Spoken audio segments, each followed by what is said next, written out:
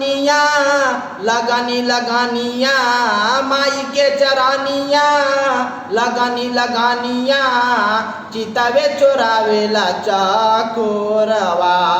ज्ञान के जलाई रोशनिया जोगिनिया बहा देबू सारा गम के धारवा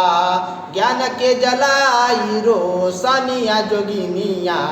बहा देबू सारा गम के धारवा श्वेत बसन सोहे हंस सवारी बिड़वा के धूल तोहरे त्रिभुवन में नारी सुर नर धनिया करे भजनिया सुर नर धनिया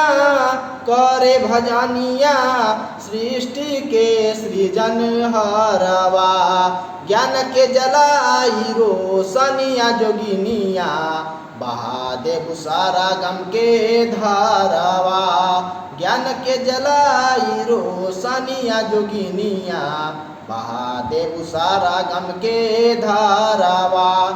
कृपा तोहार होले जे करे पे माई वो करा के राखे सब पलक पे बिठाई जलवा दिखाव तू ही हसाव तू ही बनाव कलाकारवा जलवा दिखाव तू ही हसाव तू ही बनाव कलाकारवा ज्ञान के जलाई रोशनिया जोगिनिया बहा देबू सारा गम के धारवा पतु जय मंगल राम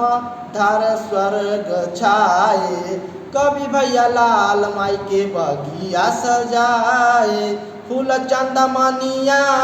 फेरवाए 8 जुनिया फूल चंदमनिया फेरवाए 8 जुनिया रवि प्रकाश गावे नित पचरवा ज्ञान के जलाई रोशनिया जोगिनिया बहा देबू सारा गम के धारवा ज्ञान के जलाई रोशनिया जोगिनिया बहा देबू सारा गम के धारवा।